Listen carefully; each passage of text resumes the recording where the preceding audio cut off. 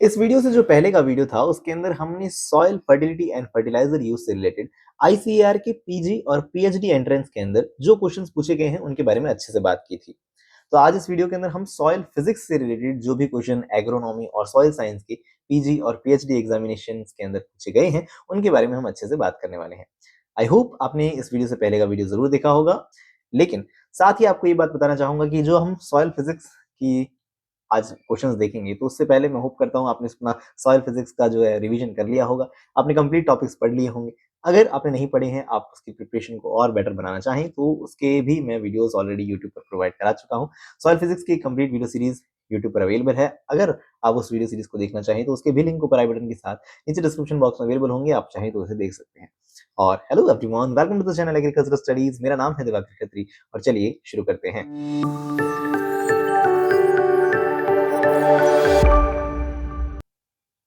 तो आज के वीडियो में जो भी क्वेश्चन है उनमें सबसे पहले हम बात करने वाले हैं AIEEE फिजिकल साइंस का जो एग्जामिनेशन हुआ 2024 में, उसके अंदर सॉइल फिजिक्स के क्या क्वेश्चन पूछे गए उन्हें जानेंगे। चाहे वो स्टेटमेंट टाइप के हों, असेशन रीजन हो, सिंपल क्वेश्चन हो, वो सारे 2024 फिजिकल साइंस के पेपर को सबसे पहले देख लेंगे। उसके बाद हम एग्रोनॉमी एग्जाम में जो क्वेश्चन पूछे गए उन्हें देखेंगे। फिर पीएचडी एग्जामिनेशन के अंदर जो क्वेश्चन पूछे गए हैं उन्हें देखेंगे। और उसके बाद एट लास्ट एग्रोनॉमी का जो पीएचडी वाला एंट्रेंस का एग्जाम है उसमें सॉइल फिजिक्स से रिलेटेड क्वेश्चंस को हम जानने वाले हैं। तो सबसे पहले अगर हम बात करें फिजिकल साइंस AIEEE 2024 के क्वेश्चंस के बारे में, तो सबसे पहला क्वेश्चन आज का जो है वो है the PF range of soft and friable consistency. इस बात को याद रखना कि सॉफ्ट एंड फ्रेबल कंसिस्टेंसी को ही हम बेस्ट मानते हैं टिलेज के लिए। आपको ये बात पता होनी चाहिए, टिलेज के लिए सबसे बेस्ट ऑप्टिमम कंडीशन जो है वो सॉफ्ट एंड फ्रेबल कंसिस्टेंसी को कहा जाता है। आपको ये भी पता होना चाहिए कि इस पे पीएफ वैल्यू कितनी होती है, जो कि इस क्वेश्चन में पूछा गया है। अब मैंने आपको कई बार वीडियोस में कहा है कि पीएफ वैल्यूज के क्वेश्चन हर साल आते हैं, तो हमें ये सारे पीएफ वैल्यूज हमें अच्छे से याद होने चाहिए। और कन्वीनियंस के लिए मैंने आपके सामने यहाँ रिप्रेजेंट कर दिया है। सारों को बैठ के अच्छे से याद कर लेना बहुत जरूरी है कि फील्ड कैपेसिटी पे पीएफ की वैल्यू 2.5 होती है, पीडब्ल्यूपी पे 4.18 होती है, हाइड्रोस्कोपिक कोफिशिएंट पे 4.5 होती है, एयर ड्राई सॉइल जो है उसकी वैल्यू 6 होती है। आपको ये बात समझ में आनी चाहिए कि जितनी ज्यादा सॉइल ड्राई होगी उतना ही ज्यादा हम देखते हैं पीएफ वैल्यू हाई होगी। अपनी कन्वीनियंस के हिसाब से बैठकर अच्छे से याद कर लें सारी पीएफ वैल्यूज को, कि ये बहुत ज़्यादा ज़रूरी है। और अभी जैसा कि हमने देखा लेटेस्ट एग्जाम में पूछा गया है कि wet and soft variable consistency जो है उसकी वैल्यू कितनी है, तो हम याद रखेंगे 2.8 से 4.5। इस रेंज को अच्छे से याद रखेंगे तो ऑफकोर्स आंसर क्या हो गया 2.8 टू 4.5। आई होप क्वेश्चन देखते ही आप मुझे पॉज कर लेते हैं और अपने आप क्वेश्चन को पढ़ते हैं, उसका आंसर अपने मन में सोचते हैं, देन आप अपना आंसर जो है चेक करते होंगे।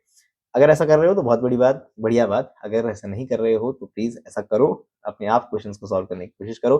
कोई उस क्वेश्चन समझ नहीं आए तो मेरा एक्सप्लेनेशन सुन सकते हैं आप, it's your choice, right. Next हम देखते हैं the height of capillary rise of water in the soil. Capillary capillaries के अंदर पानी ऊपर की तरफ चढ़ता है कोहेशन एंड रेडिएशन फोर्सेस के सहारे। अब वो जो हम देखते हैं हाइट है वो इनवर्सली प्रोपोर्शनल होती है क्या रेडियस की, या इनवर्सली प्रोपोर्शनल होती है डेंसिटी के, डायरेक्टली प्रोपोर्शनल होती है क्या रेडियस के, और इनवर्सली प्रोपोर्शनल होती है क्या सरफेस टेंशन की। तो ये चार चीजें हमें जज करनी है। ये तब जज कर पाएंगे जब हमें एक फॉर्मूला याद हो। वो फॉर्मूला है h is equal to 2t cos theta upon में रो जी एच। तो हाइट जो है वो डायरेक्टली प्रोपोर्शनल है सरफेस टेंशन के, इनवर्सली प्रोपोर्शनल है रो यानी हम कहते हैं डेंसिटी के, और साथ में r यानी रेडियस ऑफ कैपिलरी ट्यूब के। जी आप सोचेंगे क्या जी के इनवर्सली प्रोपोर्शनल नहीं है, क्योंकि जी तो एक तरह का कांस्टेंट है तो उसे हम छोड़ सकते हैं। तो हम कहेंगे ये सारा रिलेशन है। अगर फॉर्मूला याद है तो डायरेक्टली आप आंसर जज कर सकते हैं। आई होप अपने मन में अपना आंसर जज कर लिया होगा।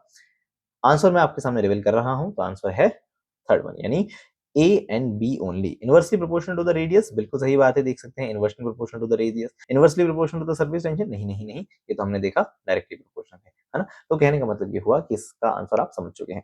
अब मैच द फॉलोइंग का क्वेश्चन है, फटाफट अपनी कॉपी में बैठ के मैच अप कर लीजिए। आई रियली होप ये आपके लिए बहुत इजी साबित होगा।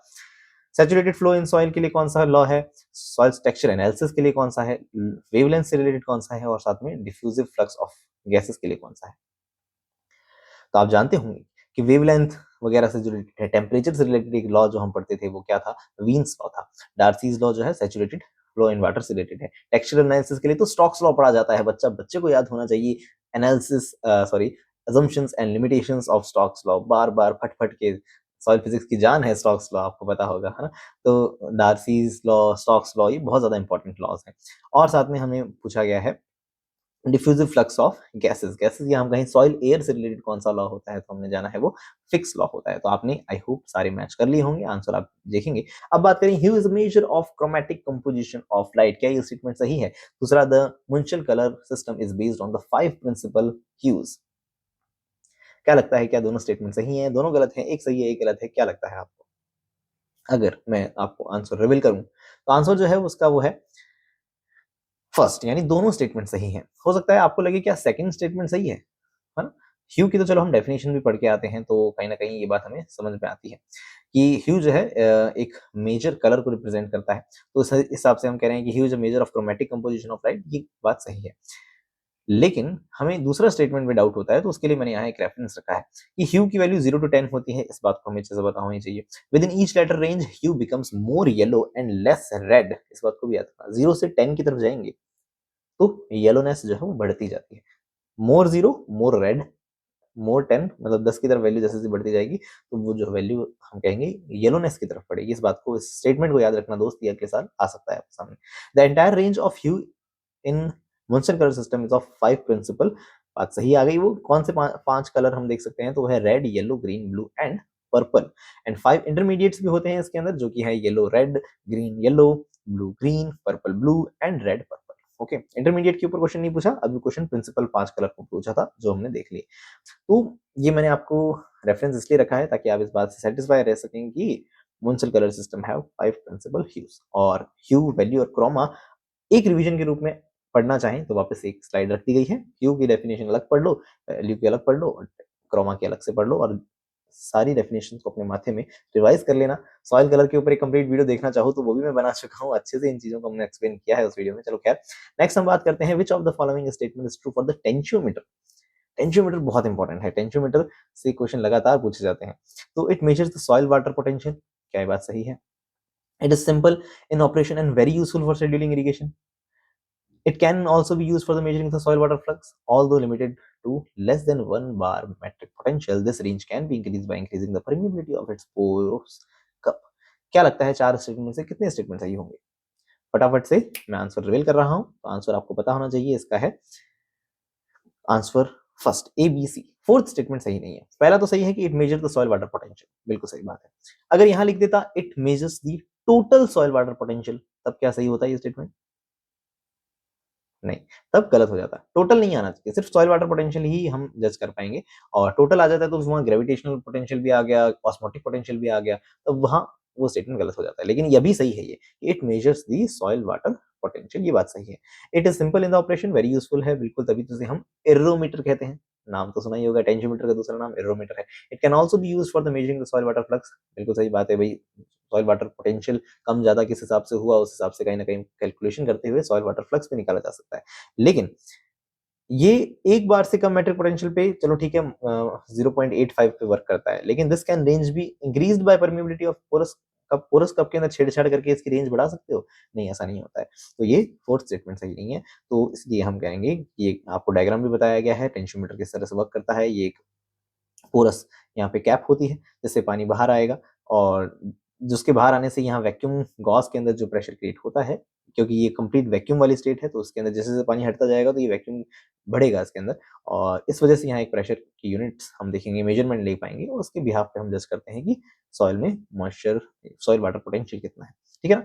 तो अब आगे बढ़ते हैं हम नेक्स्ट क्वेश्चन की तरफ। तो एक बात और लिख दी गई है, the water pressure head at particular soil depth can be measured by piezometer in saturated soil. इस बात को याद रखना, ये स्टेटमेंट अगले साल आ सकता है, तो याद रखेंगे। पीजोमीटर सैचुरेटेड सॉइल के अंदर काम में लेते हैं, जबकि बाय सैचुरेटेड बाय टेंशियोमीटर इन अनसैचुरेटेड सॉइल, और अनसैचुरेटेड सॉइल के अंदर टेंशियोमीटर काम में लिया जाता है। It is positive in the saturated soil and negative in the unsaturated soil.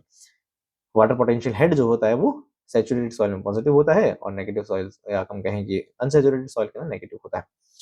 तो और नेगेटिव के अंदर भी हमने ये बात पता होनी चाहिए, माइनस का 0.85 तक ही काम करता है कौन? टेंशियोमीटर। क्ले सॉइल के अंदर टेंशियोमीटर काम में नहीं ले सकते, क्योंकि वहां पोटेंशियल ज्यादा होता है। वहां पोटेंशियल जो है वाटर होल्डिंग कैपेसिटी पानी की बहुत, क्ले की बहुत ज्यादा होती है, और ऐसी कंडीशंस में हम टेंशियोमीटर को काम में नहीं ले पाते, क्योंकि वाटर पोटेंशियल की लिमिट बताई दी है आपको हमने, 0.85 होती है। तो इस चीज को याद रखिएगा। माइनस का 0.85 टू बी प्रिसाइज अगर हम बोले तो वहां तक ही काम करता है टेंशियोमीटर। तो आई होप अगर आपने टेंशियोमीटर की कहानी जानी है, समझी है, जानते हैं तो इस बात को आप समझ चुके होंगे। नेक्स्ट हम देखते हैं कि equilibrium water content in soil at certain metric potential is higher when the soil is under the drying process compared to the when the soil under the wetting process. High stresses नाम तो सुना होगा। Soil का one of the most हम देख सकते हैं kind of critical सा टॉपिक जो जल्दी से समझ में थोड़ा कम आता है और थोड़ा सा इंटरेस्टिंग टॉपिक लगता है मुझे। तो हाई स्ट्रेसेस से रिलेटेड क्वेश्चन आया है। The contact angle between the water and the soil solid phase is greater during the imbibition of water than during drainage. क्या दोनों बातें सही है?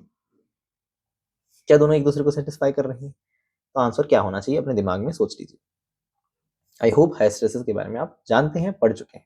नहीं पढ़ चुके हैं तो मैं इसके ऊपर भी वीडियो बना चुका हूं, अगर आप वो वीडियो देखना चाहें तो उसका लिंक ऊपर आई बटन के साथ नीचे डिस्क्रिप्शन बॉक्स में अवेलेबल होगा। चलो खैर, मैं अब नहीं बोलूंगा किसी भी वीडियो के बारे में। आप जो देखना चाहें देख सकते हैं, नहीं देखना चाहें तो ना देखें। चलो इट्स ऑन टू यू। ये क्वेश्चन का आंसर दिया गया है कि फर्स्ट यानी दोनों बातें सही है। क्यों सही है देखिए, यहाँ दिखाया गया है आपको हाइस्टेसिस कर्व।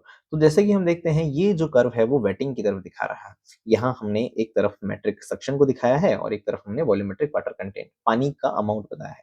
ये पानी का अमाउंट हम देखेंगे जैसे जैसे मेट्रिक पोटेंशियल कम होता जाए तो ये पानी का अमाउंट बढ़ रहा है। और ड्राइंग प्रोसेस का मतलब क्या होता है? पानी का निकलना। पानी का निकलना का मतलब वाटर का कंटेंट कम होता जा रहा है ना। देखिए यहाँ नीचे की तरफ कम होगा तो ये जो एरोज हैं यहाँ ड्राइंग कर्व को दिखा रहे हैं। तो ड्राइंग का कर्व अलग दिखता है और वेटिंग का कर्व अलग दिखता है। तो ये क्यों खेल हुआ?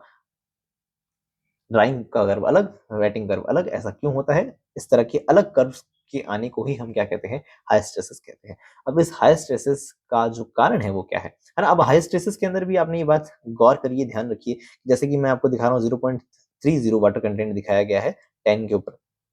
10 मतलब मेट्रिक पोटेंशियल पे। अब इस 10 मेट्रिक पोटेंशियल पे ही अगर मैं ड्राइंग कर्व में देखूं तो पानी ज्यादा है। देखो ऊपर तक चला, यहाँ चला गया ना। समझे मेरी बात को? मैं क्या कहना चाह रहा हूँ? मैं ये कहना चाह रहा हूँ कि 10 मेट्रिक पोटेंशियल पे जहां वेटिंग कर्व पे पानी 0.3 दिखा हुआ है, उतनी ही वेट्रिक पोटेंशियल में ड्राइंग कर्व पे पानी ज्यादा है ना? इस बात को ही यहाँ स्टेटमेंट के रूप में दिखाया है कि equilibrium water content in the soil at the certain matric potential is higher when the soil is under the drying process.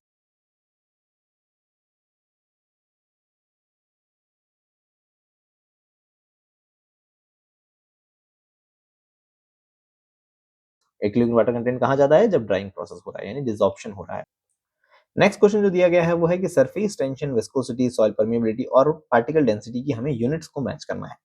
तो पार्टिकल डेंसिटी हो चाहे बल्क डेंसिटी हो, हमें एक ही यूनिट याद होनी चाहिए जो कि है किलोग्राम पर मीटर क्यूब। मेगाग्राम पर मीटर क्यूब भी जैसे कहा जाता है। तो खैर अभी हम देखें तो यहाँ इसके हिसाब से आप मैच कर सकते हैं। आई रियली होप इसका आंसर आप इजीली गेस कर पाएंगे। इसका आंसर जो है वो क्या है? थर्ड, यानी एक सेकंड सरफेस टेंशन की यूनिट होगी न्यूटन पर मीटर। कैसे? सरफेस टेंशन का फॉर्मूला होता है फोर्स अपॉन लेंथ। फोर्स की यूनिट होती है न्यूटन, अपॉन में एल यानी मीटर, न्यूटन पर metre. Important units and constant के ऊपर एक वीडियो पहले बन चुका है, खैर अभी गुणगान नहीं करेंगे पिछले वीडियो का। नेक्स्ट है the soil hydraulic head is expressed by. ये इंपॉर्टेंट क्वेश्चन है, देखो लगातार 2 या 3 बार आ चुका है, इस बार अच्छे से नेक्स्ट टाइम फिर आ जाए तो याद रखना।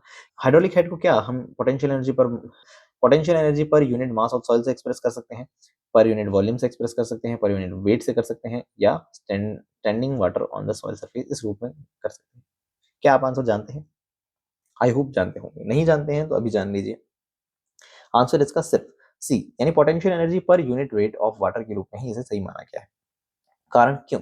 जब हम आई ट्रिपल एस पढ़ के देखते हैं तब हमारे सामने ये चीज आती है कि यूनिट्स ऑफ वाटर पोटेंशियल जब हम पढ़ते हैं तब यहाँ देखते हैं कि potential energy per unit volume के रूप में भी रिप्रेजेंट की जाती है, mgh upon m upon rho. इस हिसाब से इसे प्रेशर यूनिट कह देते हैं। Potential energy per unit mass के रूप में भी रिप्रेजेंट करती हैं, जैसे हम mgh के रूप में रिप्रेजेंट करते हैं। पोटेंशियल एनर्जी को तो वेट के रूप में भी रिप्रेजेंट किया जाता है, जो कि क्या है? हेड यूनिट यानी mgh अपॉन mg यानी हेड यूनिट के रूप में रिप्रेजेंट करते हैं। तो अब इसने पूछा है कि सॉइल हाइड्रोलिक हेड जो है वो सिर्फ हाइड्रोलिक हेड, ये इस तरह से हम रिलेट करें कि हाइड्रोलिक हेड की बात पूछी है तो उसे किस रूप में प्रेजेंट करेंगे? तो हाइड्रोलिक हेड क्या हो जाएगा? सिर्फ हम कहेंगे वेट के फॉर्म में हो जाएगा। तो आंसर हो जाना चाहिए सिर्फ सी। यहाँ लिखा भी है in general the water movement the soil water potential is generally expressed in the weight basis only which is head units, है ना? तो इस बात को भी याद रखना। सॉइल वाटर पोटेंशियल जो है या सॉइल हाइड्रोलिक हेड जो है उसे हम किस रूप में, हेड के बारे में पूछा था तो ऑफ कोर्स ये आना चाहिए आंसर, वेट फॉर्म में ही आना चाहिए, वेट फॉर्म में आना चाहिए, सॉरी। नेक्स्ट क्या है, असर्शन रीजन का क्वेश्चन है, Darcy law is valid for the steady and stationary flow. बिल्कुल सही बात है, अगर आप डार्सी लॉ पढ़ चुके हैं कभी तो आप समझ सकते हैं ये बात सही है। In a steady flow condition potential and gradient at every point in the flow path remains constant. दोनों बातें सही हैं और साथ में एक दूसरे को एक्सप्लेन भी कर रही हैं कि स्टेडी फ्लो होता है, एक के पीछे दूसरा मॉलिक्यूल दौड़ रहा होता है, तो उस कंडीशन के अंदर ये जो every point is in the flow path remains constant, इस तरह का फ्लो होता है, तभी डार्सी लॉ अप्लाई होता है, जो कि रिलेट कर रहा है स्टेडी एंड स्टेशनरी फ्लो से। तो इसलिए दोनों बातें सही हैं। रेड कलर क्यों कर रखा है कि पीछे पहले जो प्रोविजनल आंसर की आई थी तो उसमें आंसर ये दिया गया था, जो कि करेक्ट करते हुए फर्स्ट कर दिया गया था। नेक्स्ट हम कहेंगे कि सॉइल कंसिस्टेंसी को डिक्रीजिंग सॉइल वेटनेस। अब देखना, ये ध्यान रखना, प्रीवियस ईयर क्वेश्चन जो भी हम करते हैं तो उसमें समझने वाली बात यह है कि डिक्रीजिंग और इंक्रीजिंग जो पूछा है उसी हिसाब से आंसर देना है। हम कभी कभी ऐसा ऑप्शन चूज कराते हैं जो इंक्रीजिंग ऑर्डर हो जाता है ना। ध्यान रखना, जब भी क्वेश्चन आप जब देखें गौर फरमा लें अपने दिमाग में, कि दिमाग में हाईलाइट कर लें कि भाई साहब डिक्रीजिंग सॉइल वेटनेस पूछी है। सॉइल कंसिस्टेंसी का घटता हुआ क्रम आप जानते हैं या बढ़ता हुआ क्रम जानते हैं, लेकिन जैसा पूछा है वैसा ही जवाब देना, है ना। तो आपसे पूछा है सबसे कम डिक्रीजिंग पूछा है, तो सबसे ज्यादा पानी किसमें होता है, तो सबसे ज्यादा पानी तो होता है हम जानते हैं विस्कस के अंदर, है ना। तो डी सबसे पहले आना चाहिए, डी सिर्फ एक ही ऑप्शन में पहले दिया है तो बल्ले बल्ले हो गई, आंसर क्या आ गया, फोर्थ हो गया। अब बाकी मैच कर सकते हैं आपको। नेक्स्ट है क्वेश्चन जो है वो थ्योरी प्रपोज और नेम ऑफ थ्योरी, मतलब ऑथर ऑफ द थ्योरी ऐसे कहना चाहिए हमें। तो किसने दी थी थ्योरी, अल्लाह उल्टा कर रखा है यहाँ तो, थ्योरी प्रपोज इधर आना चाहिए, नेम ऑफ थ्योरी इधर आना चाहिए, चलो खैर जो भी है। हाइड्रोडायनामिक्स, एकॉस्टिक्स और मैकेनिक्स और एरोडायनामिक्स क्या होते हैं ये पढ़ा देते हैं आपको। एकॉस्टिक्स जो है वो साउंड से रिलेटेड है, मैकेनिक्स जो है वो फिजिक्स से रिलेटेड है ना, फोर्स मैटर एंड मोशन से रिलेटेड है। एरो एरो मतलब एयर से रिलेटेड है, तो यानी हम कहेंगे जो एयर में मूवमेंट होते हैं उनसे रिलेटेड एरोडायनामिक्स है। हाइड्रोडायनामिक्स आप समझते हैं जो पानी से रिलेटेड है। तो अब इनसे रिलेटेड कौन से साइंटिस्ट ने क्या दिया था, तो आंसर सीधा ही दिखा देता हूँ क्योंकि मेरे पास इसका कोई सोर्स नहीं है, लेकिन इस एग्जाम के थ्रू ही हम इसे याद कर सकते हैं। वैसे बर्नौली याद रहता है हमें, बर्नौलीज़ थ्योरम हमें याद होती है। तो जो एक फर्स्ट हाइड्रोडायनामिक्स से रिलेटेड हो सकती है। बाकी मुझे नहीं पता थे, वो इसी फॉर्म में आप याद रख सकते हैं कि एकॉस्टिक्स जो है वो हरमन वॉन हेल्महोल्ट्ज़ ने एकॉस्टिक्स के बारे में बताया, और मैकेनिक्स जो है उससे रिलेटेड वर्क जो है वो केप्लर ने किया है। और मैकेनिक्स से रिलेटेड केप्लर्स लॉ अब याद आ रहा है कि हाँ, चलो एरोडायनामिक्स जो है वो क्या है, पेंडल या कह सकते हैं लुडविग पेंडल ने इनके ऊपर काम किया है। चलो खैर इसी से याद कर सकते हैं आप। नेक्स्ट है drainage increases the soil temperature, drainage decreases the heat capacity. क्या लगता है सही है? तो अगर मैं आपको आंसर रिवील करूं तो आंसर है फर्स्ट, यानी दोनों बातें सही हैं, एक्सप्लेन भी कर रही हैं। ड्रेनेज मतलब पानी का निकल जाना, मिट्टी में से पानी निकल जाएगा। पानी खुद कहता है कि भाई साहब मेरी स्पेसिफिक हीट बहुत ज्यादा है, बहुत ज्यादा है, तो मैं जल्दी से ठंडा नहीं होता, जल्दी से गर्म नहीं होता। उस कंडीशन में अगर वो बंदा खुद ही निकल जाएगा तो फिर हम कहेंगे सॉइल के अंदर टेम्परेचर के फ्लक्चुएशंस जल्दी-जल्दी होंगे, तो हम कहेंगे उससे सॉइल का टेम्परेचर बढ़ सकता है। तो ड्रेनेज से सॉइल टेम्परेचर बढ़ सकता है, क्योंकि ड्रेनेज से हीट कैपेसिटी कम हो गई, पानी निकल गया, क्योंकि पानी की खुद की हीट कैपेसिटी ज़्यादा थी, वो खुद ही निकल गया, तो सॉइल की हीट कैपेसिटी कम रह गई। हाँ, तो इस हिसाब से दोनों बातें सही हैं, एक्सप्लेन भी कर रही हैं। The steady state soil infiltration rate is, study अभी बात करी थी डार्सीज लॉ में जो बात करी थी, है ना। और ये बात कर रहा है इन्फिल्ट्रेशन की, स्टडी स्टेट एकदम कांस्टेंट रेट से अंदर पानी अगर इन्फिल्ट्रेशन रेट में घुस रहा है तो वो किससे रिलेटेड हो सकता है, सरफेस से रिलेटेड हो सकता है, प्रोफाइल से रिलेटेड है, वाटर सप्लाइंग कंट्रोल से रिलेटेड है, या वाटर ग्राउंड वाटर कंट्रोल से रिलेटेड है। इसका जो आंसर है वो है सॉइल प्रोफाइल कंट्रोल से रिलेटेड। इन्फिल्ट्रेशन जो है एकदम स्टेडी तब हो पाएगा जब सॉइल का प्रोफाइल जो है यूनिफॉर्म टाइप हो, तभी पानी जो अंदर आ रहा है वो लगातार सेम रेट से अंदर रिसेगा, या मैं कहूँ अंदर की तरफ फ्लो करेगा, तभी वो कांस्टेंट रेट से इन्फिल्ट्रेट कर पाएगा, राइट। समझ पाए आप मैं क्या बोला? आई होप आप समझ पाए होंगे, विचार करिएगा आपको ये बात समझ आएगी।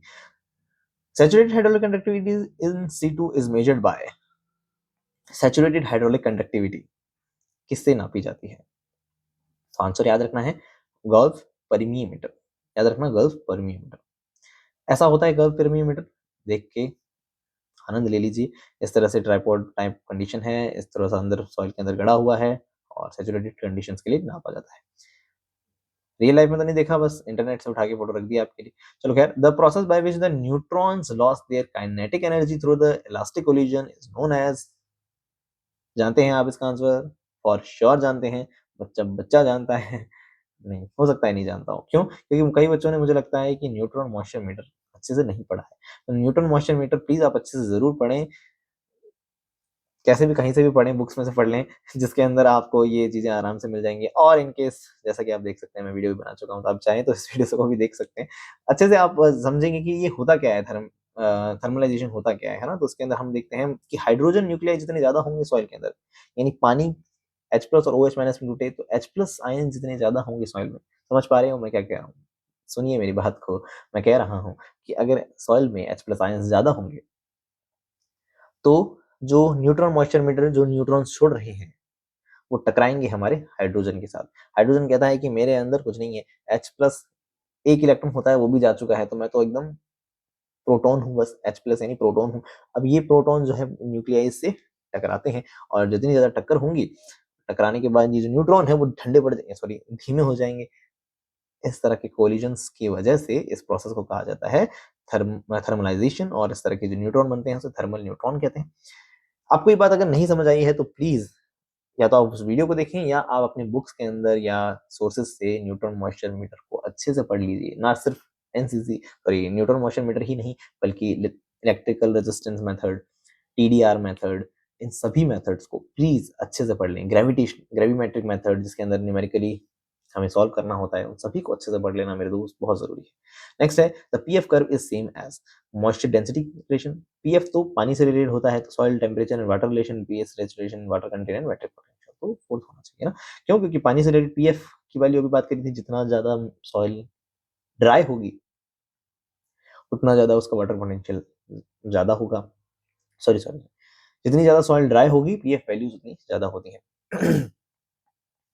तो soil water content is related to the matric potential relation. चलो, in the International Union of Soil Science, जैसे पहले IEEE कहा जाता था, तो IEEE के अकॉर्डिंग फाइन सैंड का साइज कितना होता है बताइए। आई होप आपने आंसर सोच लिया होगा, आपको आंसर पता भी होना चाहिए, वो है 0.02 टू 0.2 मिलीमीटर। नहीं है याद तो आप इस चार्ट से याद कर लीजिए बैठ के कि भाई 4 ही बताए थे IEEE ने तो, और हमें एक भी याद नहीं था। तो वो गलत बात है। अच्छे से याद कर लेना मेरे दोस्त, IEEE और साथ में दूसरा एक और क्लासिफिकेशन जिसे हम कहते हैं USDA का क्लासिफिकेशन, दोनों से क्वेश्चन हर साल पूछे जाते हैं। अच्छे से याद कर लेना। क्ले का लेस देन, ये तो सबको याद होता है, लेस देन 0.002, सिल्ट का 0.002 से 0.02, फाइन सैंड का 0.02 से 0.2 मिलीमीटर, जो कि हमने अभी जाना, और पोरस सैंड का 0.2 से 2 मिलीमीटर। ये यूजुअली नहीं पूछे जाते हैं माइक्रोन के अंदर, पूछ भी लें तो ऑन द स्पॉट क्रिएट कर लेना। और डायमीटर्स के रूप में वापस ये सॉइल सेपरेट्स को यूएसडीए के अकॉर्डिंग भी याद कर लेना, ये भी बहुत जरूरी है। अब फटाफट से क्वेश्चन को स्पीड में कवर करते हैं, टाइम थोड़ा कम है। ओरिजिनल डिजाइन ऑफ टेंशियोमीटर किसने बताया था? तो कई बार हम बुक्स में पढ़ के जाते थे, जैसे कि सॉइल टिटाइस नाम की किताब हम जब पढ़ते हैं, बहुत ही अच्छी किताब है वो। तो उस किताब में हमने दिया भी गया है, टेंशियोमीटर से रिलेटेड एक साइंटिस्ट का नाम दिया गया है जो कि है विलियम गार्डनर। तो उन्होंने क्वेश्चन बनाने वाले ने सबसे पहला नाम ही विलर्ड गार्डनर किया, और मोस्ट ऑफ द स्टूडेंट ने of course answer Willard garden किया होगा, मुझे ऐसा लगता है। लेकिन आंसर जब दिया देखा गया तो आंसर आया लिविंगस्टोन। क्यों? क्योंकि उन्होंने कहा है कि ओरिजिनल डिजाइन किसने दिया था? डिजाइन तो भाई लिविंगस्टोन ने दिया था। ऐसा कह सकते हैं, खोज किसने करी, डिस्कवरी किसने करी, तो वहां हमें देखते हैं गार्डनर एंड रिचर्ड्स, दोनों का नाम आता है, गार्डनर एंड रिचर्ड्स का नाम आता है। ठीक है, चलो नेक्स्ट हम देखते हैं capacitance method measures. Capacitance method कौन सा होता है? Capacitance method measures the soil moisture content by analyzing the electrical capacitance, offering precise numerical reading due to its direct correlation with the moisture levels. याद है आपको कुछ? Electrical resistance method, gypsum block method, उससे related हम कह सकते हैं capacitance method. तो उसके अंदर यही कहा जाता है कि पानी जितना ज्यादा है सॉइल के अंदर, डाइलेक्ट्रिक कांस्टेंट उतना ज्यादा होगा सॉइल के अंदर, तो उससे रिलेट करते हुए न्यूमेरिकल वैल्यूज को निकाला जाता है। आप इस बारे में नहीं जानते हैं तो प्लीज पिछले वीडियोस देख सकते हैं हमारे चैनल पर ही, या बुक्स में पढ़ें अच्छे से, आपको ये चीज समझ आएगी। तो इलेक्ट्रिकल कैपेसिटेंस, ये वाला स्टेटमेंट सही दिया गया है। और दूसरा स्टेटमेंट सही नहीं है, क्योंकि the finger licking method estimates the soil moisture content based on the tactical sensation, yielding subjective numerical values prone to individual interpretation biases। मुझे लगता है ये फिंगर्स के बीच में सॉइल टेक्सचर को हम थोड़ा बहुत कहीं ना कहीं रफ आइडिया ले सकते हैं, लेकिन सॉइल मॉइस्चर कंटेंट बताना और यील्ड एस्टिमेशन से रिलेट करना उसे, तो वो पॉसिबल नहीं है। तो इसलिए मुझे लगता है सेकंड स्टेटमेंट को गलत बताया गया है। नेक्स्ट, अब एग्रोनॉमी एग्जाम के अंदर जो क्वेश्चन आए उन्हें जान लेते हैं। Optimum range of soil moisture for the effective ploughing is 25 to 50% depletion of available soil moisture. Available soil moisture 25 से 50% कम हो जाए, अवेलेबल सॉइल मॉइस्चर का 25 से 50% सॉइल मॉइस्चर कम हो जाए तो वहां आप इफेक्टिव प्लॉइंग कर सकते हैं। बिल्कुल, ये जनरली बात सही है। Light soil can be plot in a narrow range, 25 से 50% तक सही है, 50% से ज्यादा गिरावट है पानी की तो वो सही नहीं होती ये चीज, है ना। तो क्या, light soil can be plot in narrow range of soil moisture condition while the range is wider for the heavy soil। नहीं, हैवी सॉइल के लिए रेंज बल्कि ज्यादा होती है। आपको ये पता होना चाहिए, light soil can be plot in narrow range, नहीं, लाइट सॉइल के अंदर तो संक्शन वाटर या हम कहें सॉइल वाटर पोटेंशियल की जो रेंजेस होती है वो वाइड होती हैं। जबकि हैवी सॉइल यानी क्ले सॉइल की बात करूं तो उसमें थोड़ा सा भी पानी ज्यादा हुआ तो मिट्टी ज्यादा चिकनी हो गई, थोड़ा सा पानी ज्यादा कम रह गया तो मिट्टी ज्यादा ही सूखी हो गई, तो वहां प्लॉइंग के अंदर दिक्कत होगी, है ना। तो रेंज किसकी बनती है, नैरो किसकी है, तो हैवी सॉइल की कम है। तो इसलिए मतलब सेकंड स्टेटमेंट जो है वो सही नहीं है। मुझे लगता है आंसर इसलिए दिया गया है first statement is correct, second is not. Neutron moisture metre वही बात होगी जो अभी बताया था, उसके अंदर सोर्स ऑफ फास्ट न्यूट्रॉन्स क्या होते हैं, of course radium and beryllium होते हैं। अब मैं वीडियो का नाम नहीं लूंगा, मैं बस ये बोलूंगा कि देखो इस तरह से रख दिया है कि in the neutron scattering technique the instrument used is called the neutron moisture meter. It consist of americium and beryllium और रेडियम और beryllium as a neutron source, ठीक है। Water holding capacity of sandy soil is high, क्या बात कर रहे हो, ऐसा तो नहीं होता। सैंडी सॉइल के अंदर वाटर होल्डिंग कैपेसिटी थोड़ी ज्यादा होती है, उसकी तो इनफिल्ट्रेशन या हम कहें उसके अंदर तो परमिबिलिटी ज्यादा होती है। सिल्टी सॉइल के अंदर have medium to high water retentive capacity, जो कि सही बात है ना। सिल्टी सॉइल बीच का बिट्टू है। आप इमेज नहीं बन रही है आपके दिमाग में तो बना देते हैं। देखो सैंडी सॉइल के अंदर पानी जल्दी जल्दी रिस जाता है तो इसके अंदर वाटर होल्डिंग कैपेसिटी अच्छी नहीं होती है। लेकिन सिल्टी सॉइल बीच की बात है, यहाँ ठीक ठाक वाटर होल्डिंग कैपेसिटी, जबकि सबसे ज्यादा वाटर होल्डिंग कैपेसिटी किसमें, क्ले सॉइल के अंदर होती है। तो water holding capacity of sandy soil is high as large pores can hold, ये गलत हो गया स्टेटमेंट, ये स्टेटमेंट सही हो गया। क्ले सॉइल के अंदर स्मॉल पोर्स होते हैं, बात सही है। तो लो वाटर होल्डिंग कैपेसिटी थोड़ी होगी, छोटे होते हैं लेकिन बहुत सारे होते हैं, बहुत ज्यादा नंबर में होते हैं तो इसीलिए ज्यादा होती है वाटर होल्डिंग कैपेसिटी। तो ये स्टेटमेंट गलत है। Clay soil have poor variation and drainage, clay soil के अंदर पुअर होता है रेडिएशन, सही बात है, क्योंकि इसमें वाटर होल्डिंग कैपेसिटी अच्छी होती है, तो ये स्टेटमेंट सही है। और water holding capacity of the soil depends largely on it's texture और ऑर्गेनिक मैटर प्रेजेंट, बिल्कुल सही बात है। ऑर्गेनिक मैटर ज्यादा होगा तो वाटर होल्डिंग कैपेसिटी ज्यादा होगी। तो ऑफ कोर्स इस हिसाब से आंसर देखेंगे तो बी डी ई तीन स्टेटमेंट सही है। नेक्स्ट अगर हम देखें वेट ऑफ सॉइल, ये मैं चाहूंगा अपनी कॉपी में आप अपने आप करें। मैं कई बार वीडियोस में ग्रेविमेट्रिक मेथड के बारे में बता चुका हूँ। W1 माइनस W2 अपॉन में W2 इंटू 100, ऐसे म्यूजिक झूमते हुए याद कर लेना इस मामले को, बहुत जरूरी होता है। W1 minus W2 upon W2 into 100।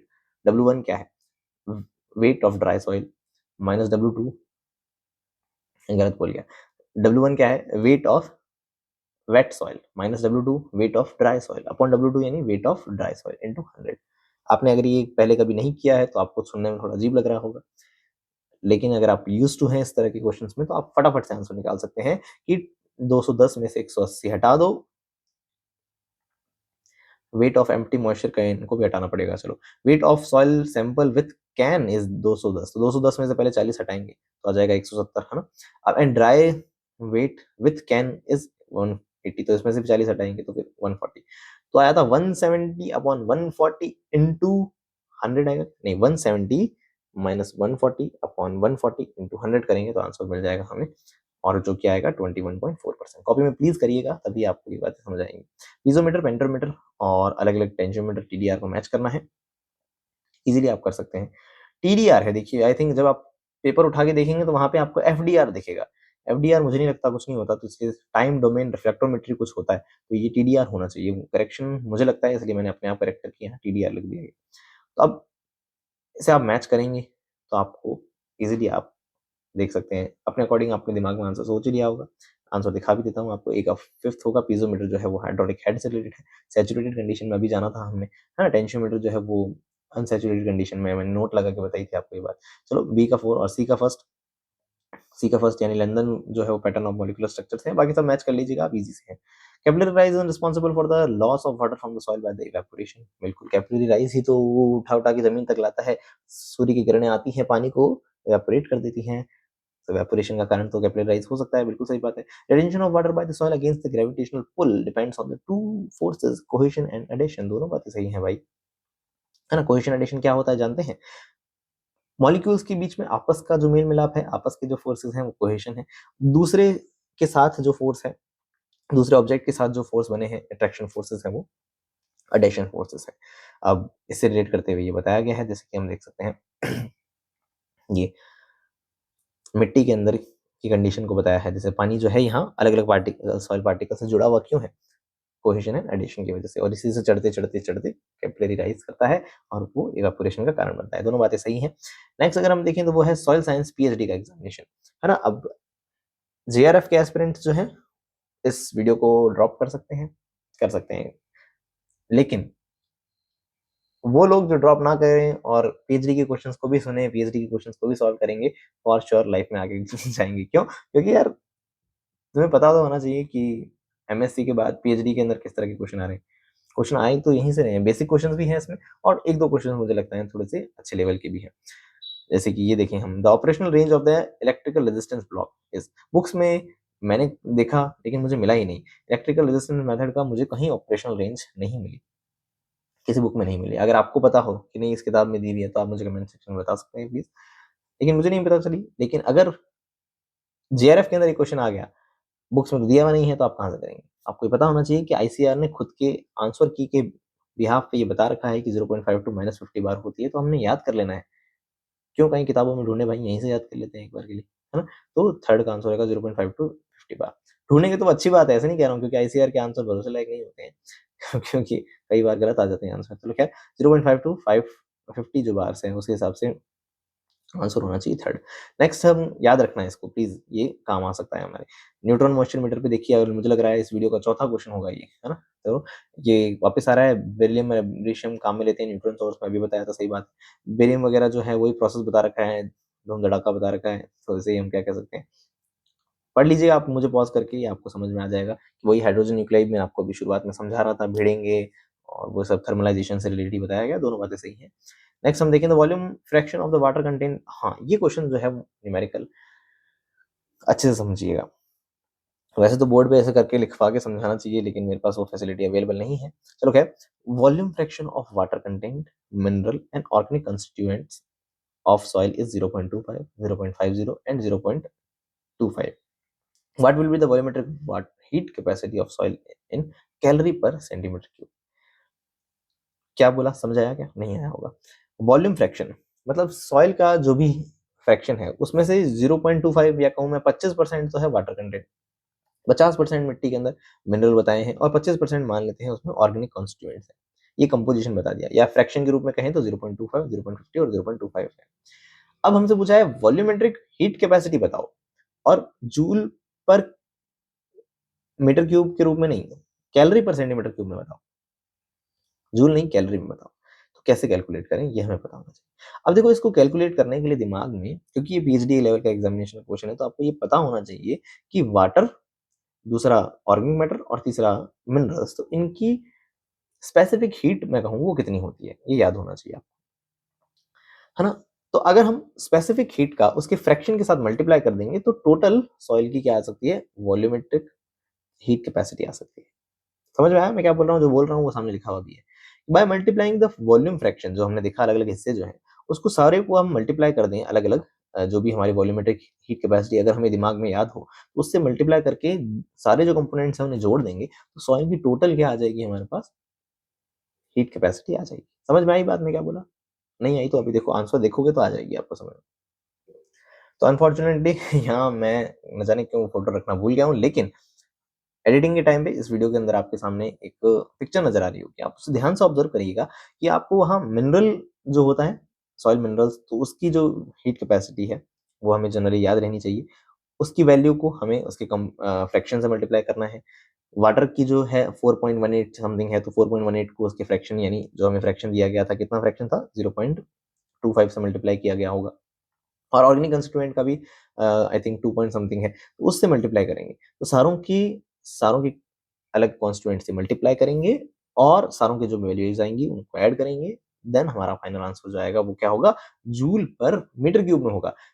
हमें ये बात पता होनी चाहिए कि 1 जूल जो है उसके अंदर हमें ये बात पता होनी चाहिए कि 1 कैलोरी में 4.2 जूल होते हैं।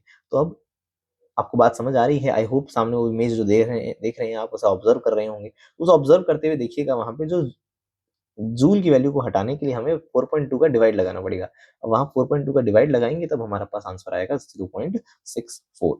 आई होप ये क्वेश्चन आपको समझ में आया होगा। समझ में आया हो तो कॉपी में मुझे चुप करवा के अपने आप सॉल्व करें उसे। सॉल्व करेंगे तभी आपके सामने अगर नेक्स्ट टाइम क्वेश्चन आएगा तभी आप उसे सॉल्व कर पाएँगे। चलो नेक्स्ट है water under saturated water flow conditions in soil which of the following is correct? तो भाई ईज़ी सी बात ये सब चीज़ें हैं डार्सीज़ लॉ से रिलेटेड। डार्सी लॉ जिस इंसान ने अच्छे से पढ़ा है वो आराम से बता सकता है कि Q is equals to K into I होता है। इसे I कहा जा सकता है। तो हम कहेंगे K क्या हो गया? हाइड्रोलिक कंडक्टिविटी हो गया। I यहाँ पे क्या हो गया? हाइड्रोलिक ग्रेडिएंट हो गया। तो flux is equals to hydraulic conductivity into hydraulic gradient. Please इस सारे प्रोसेस को वापस अपने आप पढ़ लेवें, आपके लिए ये बहुत इंपॉर्टेंट है। आंसर बता रहा हूँ वो 4th है। फ्लक्स मतलब Q अपॉन A चलो छोड़ो। The assumption of made by Darcy मैंने कहा था Darcy Stokes law soil physics की जान है। जान नहीं होता, जान है। क्यों जान है? क्योंकि इससे कई बार हर साल, हर रोज़ क्वेश्चन आते हैं। Kinetic energy of water is negligible कौन-कौन से असम्पशन सही हैं जज करना है आपको। पढ़ लें आप डार्सीज़ लॉ को आराम से। Kinetic energy of water is negligible water की हाँ, बिल्कुल सही बात है। काइनेटिक एनर्जी नेग्लिजिबल मानते हैं तभी तो पोटेंशियल एनर्जी को कंसीडर किया जाता है। बिल्कुल सही बात है। Mass density of water is constant ठीक है, सही बात है, 1 वैल्यू होती है। Viscosity of water is constant ये भी लगभग सही बात है। Flow in this laminar, laminar flow होता है बिल्कुल। तो सारी बातें सही लग रही है भाई, बिल्कुल सही बातें सही है। चलो if water is held at in a soil at a suction of 1 bar what will be the PF equivalent? ये मुझे लगता है जेआरएफ एस्पिरेंट्स के काम का नहीं है क्योंकि ये लॉगरिदम के अंदर आ जाती हैं चीज़ें। तो कैसे करेंगे भाई आंसर दिखाओ यार, आंसर है इसका 3rd दोनों ही स्लाइड में आंसर नहीं है, छोड़ो कोई बात नहीं, ये रहा आंसर 3rd कैसे है 3rd? इसका मैं आपके सामने एक पिक्चर रिप्रेजेंट करूँगा। तब लॉगरिदम को आप समझेंगे। माइनस लॉग की जो वैल्यू होती है, पीएफ होता क्या है? पीएफ एक डेफिनिशन हमें पता होनी चाहिए पीएफ की। पीएफ जो है वो नेगेटिव लॉगरिदम है सेंटीमीटर के अंदर जो वाटर कॉलम होता है। वाटर कॉलम की सेंटीमीटर में जो हाइट होती है, उसका नेगेटिव लॉगरिदम जब लिया जाता है, सेंटीमीटर कॉलम कहाँ से आया? तो पानी का जो पर्टिकुलर अमाउंट है, उसका प्रेशर जो है वो सेंटीमीटर में नापा जाता है, जिसे हाइड्रोलिक हेड कहते हैं। वो हाइड्रोलिक हेड जो सेंटीमीटर में है, उसका नेगेटिव लॉगरिदम जो लेते हैं पीएच जैसे आपको पता होगा कि कंसंट्रेशन का नेगेटिव लॉगरिदम होता है, तो पीएफ क्या होती है? वाटर हेड या हम कहें हाइड्रोलिक हेड का नेगेटिव लॉगरिदम होता है। अब उस नेगेटिव लॉगरिदम को जब सॉल्व करना है, तो हमें वहाँ वैल्यू रखनी होगी 1 बार। अब 1 बार जो है हमें पता होना चाहिए 1000 सेंटीमीटर के बराबर होगा। आप गूगल पे भी चेक कर सकते हैं 1 बार इज़ इक्वल्स टू लगभग 1000 सेंटीमीटर का होगा। और 1000 सेंटीमीटर को मैं जब नेगेटिव लॉगरिदम से कैलकुलेट करूँगा, 10 टू द पावर 3 को आगे लेके आऊँगा तो उसकी वैल्यू कितनी बन जाएगी? 3 बन जाएगी। यानी पीएफ की वैल्यू कितनी आएगी? 3 आएगी। याद रख लेना, समझ में आया तो अच्छी बात, नहीं आया तो याद कर लेना मेरे दोस्त, नेक्स्ट ईयर अगर आ गया तो हमारा आंसर गलत नहीं होना चाहिए। है ना? चलो, Fick's law, Darcy law, Fourier's law मुझे अच्छा लगता है, ये हीट से लगा है रिलेटेड है चलो। और सेकंड लॉ ऑफ थर्मोडायनामिक्स किससे रिलेटेड है? एंट्रोपी से। चलो सारे मैच कर लेंगे आप अपने आप, तो आंसर समझ ही चुके होंगे आप। सारे लॉस पता होने चाहिए आपको, इंपॉर्टेंट है बहुत। टेंशियोमीटर सॉइल मॉइस्चर कंटेंट नापता है, सही बात है। टेंशियोमीटर ओनली मेट्रिक पोटेंशियल नापता है, सही बात है। A tensiometer measures total soil water potential, गलत बात है। A tensiometer measures the both matric and pneumatic potential. इसके लिए मैं श्योर नहीं हूँ। क्या लगता है आपको, क्या लगता है क्या आंसर होना चाहिए? आंसर आपको रिप्रेजेंट करूँ तो उसमें दिया है सिर्फ बी। टेंशियोमीटर तो सिर्फ और सिर्फ मैट्रिक पोटेंशियल ही नापता है। सॉइल मॉइस्चर कंटेंट डायरेक्टली नहीं नापता है। ये तो हमें कैलकुलेट करते हुए किसी न किसी रूप में हम सॉइल मॉइस्चर कंटेंट तक पहुँच सकते हैं। लेकिन डायरेक्टली तो ये सिर्फ क्या नापता है? मैट्रिक पोटेंशियल ही नापता है। देखिए मैं भी बताते-बताते भी गलत बोल गया हूँ। I am sorry, but answer याद रखना, सिर्फ आंसर सेकंड यानी सिर्फ बी स्टेटमेंट ही सही है। और बल्क डेंसिटी दी है, पार्टिकल डेंसिटी दी है, बताओ पोरोसिटी क्या होगी? Porosity is equals to 1 minus BD upon PD into 100। मालूम है क्या? बहुत इंपॉर्टेंट फॉर्मूला है। याद होगा आई थिंक, जानते होंगे, तो उसके अकॉर्डिंग आप इज़िली समझ सकते हैं, इसका आंसर सॉल्व करेंगे तो 40 आएगा।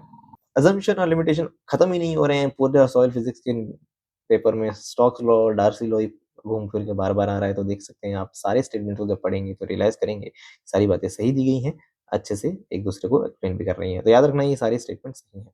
पढ़ लेना, नहीं पढ़ा हो तो यहीं से पढ़ लेना। डार्सी लॉ है ना। चलो, if cumulative horizontal infiltration of soil is 90 millimetre at 100 minute, 100 minute में 90 मिलीमीटर क्या हो गया है, पानी इन्फिल्ट्रेट हुआ है। And saturated hydraulic conductivity of soil is 0.1 millimetre प्रति मिनट, एक मिनट में 0.1 मिलीमीटर पानी अंदर घुसता है। तो cumulative vertical infiltration at 100 minute, 100 minute पे कितना होगा। वैसे तो देखो, वर्टिकल इन्फिल्ट्रेशन और हॉरिजॉन्टल इन्फिल्ट्रेशन का कोई आपस में रिश्ता नहीं है, जितना मुझे मालूम है, इस तरह से मैंने कुछ नहीं पढ़ा है। लेकिन अगर हम समान कंडीशंस माने, सेम कंडीशंस मान के चल रहे हैं, दोनों इन्फिल्ट्रेशन को एक ही रूप में देख रहे हैं, रूप में जज करें, तब आज में बताया जा सकता है कि भाई हॉरिजॉन्टल इन्फिल्ट्रेशन अगर 90 मिलीमीटर हो चुका था 100 मिनट में, तो अब अगले 100 मिनट बाद हम कहें तो 0.1 इंटू 100 मिनट्स करके देखेंगे तो 10 मिलीमीटर और इन्फिल्ट्रेशन हो चुका होगा। 10 प्लस 90 करेंगे तो आंसर 100 आएगा, है ना। क्यूमुलेटिव इन्फिल्ट्रेशन जैसे देखेंगे, क्यूमुलेटिव मतलब जोड़ता हुआ, जो इन्फिल्ट्रेशन हो चुका है उसमें और नया इन्फिल्ट्रेशन ऐड करें तो वो 100 आना चाहिए। समझ में आ गया होगा आई थिंक आपको। Maximum medium sorry the medium textured soil are often more susceptible soil erosion. बिल्कुल सही बात है ना। क्यों? क्योंकि देखो, फाइन टेक्सचर्ड यानी क्ले सॉइल बहुत मजबूती से जुड़ी हुई होती है तो उसका सॉइल इरोजन कम होता है। सैंडी सॉइल बहुत ज्यादा हम देख सकते हैं भारी हो जाते हैं तो उसके अंदर हवा जो है, विंड इरोजन कम होता है ना। तो सैंडी जो है भारी होने के कारण बच गई, क्ले सॉइल ज्यादा अच्छे जुड़ाव के कारण बच गई। तो लेकिन बीच में मट्टू जो रह गया यानी सिल्टी सॉइल जो रह गई, उसके अंदर सबसे ज्यादा इरोजन हो सकता है। तो इसलिए आंसर ये बात सही है। अब silt and fine sand particle जो है वो इंक्रीज कर देते हैं सॉइल की इरोडेबिलिटी, ये बात भी सही है। जितने बड़े पार्टिकल होंगे इरोजन उतना ज्यादा हो सकता है। तो इस बात सिल्ट के थ्रू एक बात एक को अच्छे से सेटिस्फाई भी कर रही है। तो स्टेटमेंट दोनों सही है, एक दूसरे को एक्सप्लेन भी कर रहे हैं। Sorptivity, matric potential, hydraulic diffusivity, wetness of gradient, इन सारों की यूनिट्स एक वीडियो में के अंदर मैं कवर कर चुका हूँ, आप उस वीडियो को देख सकते हैं। नहीं तो आपको ये पता होंगी सारी यूनिट्स, तो उसके अकॉर्डिंग आंसर होगा फर्स्ट। नेक्स्ट है, if the volume of soil solid is denoted as Vs and volume of soil is Vf, which of the relationship between the void ratio and the porosity is correct। बहुत ही important है, याद रखना है हमें। यहाँ से याद रखने को तो मैं भी याद करा दूं कि फोर्थ आंसर है F is equals to E upon 1 plus E। आप पूछेंगे कैसे, प्रूफ करके दिखाओ। देखो, वॉइड रेशियो का मतलब क्या होता है। Void ratio is a ratio of two volumes, volume of porosity Vf upon volume of solids Vs। Vf upon Vs is known as void ratio, right। Porosity क्या होती है? पोरोसिटी होती है Vf अपॉन Vt, यानी volume of, total volume of soil. बात समझ आ रही है मैं क्या कह रहा हूँ? आ रही कि नहीं आ रही? आ रही होगी। तो दो आपको देखेंगे, दो अलग अलग वैल्यूज है, उनके बीच में रिश्ता बताना है। समझ आ रहा है? आपके पास फोटो आ रही है स्क्रीन पे, आई होप आप उसको आप अच्छे से ऑब्जर्व कर रहे हैं। वॉइड रेशियो दे रखा है आपको, वो भी वैल्यू दे रखी है। दोनों को आप जब डिवाइड लगाते हुए मैथमेटिक्स करेंगे, जैसा कि आप देख सकते हैं कि Vs मैंने यहाँ से जबरदस्ती कॉमन लिया है तो Vf अपॉन Vs, यहाँ से Vs जा चुका है तो यहाँ 1 रह गया। इसके पास Vs था ही नहीं तो इसलिए मुझे यहाँ डिवाइड भी देना पड़ा Vs। अब ये जो Vs है इसको ऊपर भेज देंगे तो Vf अपॉन Vs जो है, ये दोनों लोग क्या बन गए? E बन गए, और ये वाला भी चीज E बन गया, और ये सॉल्व हो गया, आंसर आया E अपॉन 1 प्लस E। ये नेक्स्ट ये इस तरह से भी आ सकता है F अपॉन 1 माइनस F, है ना, याद रखना इंपॉर्टेंट है। नेक्स्ट, आई होप आपको समझ आया होगा, नहीं आया हो तो मुझे कमेंट सेक्शन में बताना कि ऐसे नहीं समझाना होता है, ये क्या तरीका है समझाने का। आई एम सॉरी यार, टाइम एक तो बहुत ज्यादा लेंथी हो रहे हैं ये वीडियोस, मुझे दुख है। क्वेश्चन, चलो ये वही गया। नेक्स्ट क्वेश्चन, एग्रोनॉमी की PhD, soil moisture tension is a salt free soil eight, अच्छा, फील्ड कैपेसिटी पे सॉइल मॉइस्चर टेंशन कितना होगा अगर सॉइल सॉल्ट फ्री है तो? एटमॉस्फेयर यूनिट के रूप में बताना है। वास्तव में कोई भी आंसर्स मुझे लगता है सेटिस्फैक्टरी नहीं है, मतलब, लेकिन क्योंकि आपको पता होगा फील्ड कैपेसिटी पे तो हम पढ़ के आए हैं 0.1 से 0.30 बार होता है। 0.1 बार होता है सैंडी सॉइल में, 0.30 बार होता है क्ले सॉइल में। अब बार को एटमॉस्फेयर में बदलने के लिए मुझे 0.987 का मल्टीप्लाई करना होगा, तो मैं 0.987 का मल्टीप्लाई करूंगा तो ये वैल्यूज मिलेंगी मुझे, 0.32 और 0.098। देखिए, मैं अपने नॉलेज के बिहाफ पे आपको बस बता रहा हूँ। आई होप इससे कुछ और बात है जो मुझे नहीं पता है, लेकिन मुझे जितना नॉलेज है उसके बिहाफ पे मैं बताऊँ तो मुझे लगता है रेंज 0.098 टू 0.328 एटमॉस्फेरिक प्रेशर के रूप में होनी चाहिए। एक भी आंसर मैच नहीं कर रहा है इसमें से। तो सबसे ज़्यादा क्लोज़ेस्ट कौन-सा है इसका ऑप्शन? तो सबसे ज़्यादा क्लोज़ेस्ट आप देखेंगे 0.09 के क्लोज़ेस्ट कौन है इन सब में से? तो 0.01 है और 0.32 के क्लोज़ेस्ट कौन है भाई इन सब में? 32, 7 कितने दूर-दूर चले गए, तो ये 0.7 को इसके नज़दीक मान सकते हैं, तो उसके अकॉर्डिंग 3 माना जा सकता है। वैलिड या बेस्ट एक्सप्लेनेशन तो नहीं है ये, इससे बेटर भी एक्सप्लेनेशन हो सकते हैं, लेकिन मुझे जो पता है जो मुझे सही लग रहा है वो बता रहा हूँ। अच्छा एक क्वेश्चन ये भी आया हुआ है कि टेंशियोमीटर जो है वो किसमें काम में ले सकते हैं, तो साइंटिस्ट में ले सकते हैं भाई साहब और किसमें लोगे? अभी आपको बताया भी था इस बारे में। अरे मुझे लगा था एक ही क्वेश्चन आया लेकिन नॉर्मल क्वेश्चन है यार sorry. How many times the hydraulic conductivity will be increase in the saturated flow if the radius is 2 times? Poiseuille law ज़रूर पढ़ा होगा। पॉइज़ली लॉ कहता है कि Q is directly proportional to R to the power 4, तो अगर आपने radius को डबल किया है तो 2 की घात 4 यानी 16 हो जाना चाहिए। Answer should be the 16 times. So thanks for watching this video. Videos बहुत लेंथी होते हैं, आप एंड तक बने रहते हैं तो उसके लिए बहुत-बहुत शुक्रिया और I really hope this video will be very helpful for your examination. कहीं जगह आपको लगे कि कोई बात सही नहीं है, आपको लगे कि इससे और बेहतर रूप में समझाया जा सकता है, जैसा कि मैंने पिछले वीडियो में भी आपसे माँग की थी। फीडबैक ज़रूर दें, मुझे बताएँ कि यार तुम दो वीडियोज़ को 2 पार्ट्स में स्प्लिट कर दो या वीडियो को ऐसे नहीं ऐसे बनाया करो। जो भी आपके सजेशंस हों तो मुझे कमेंट सेक्शन में ज़रूर बताएँ। मिलते हैं नेक्स्ट वीडियो के अंदर, जिसके अंदर हम पेडोलॉजी से रिलेटेड प्रीवियस ईयर क्वेश्चंस को जानेंगे। तब तक के लिए बाय-बाय, टेक केयर।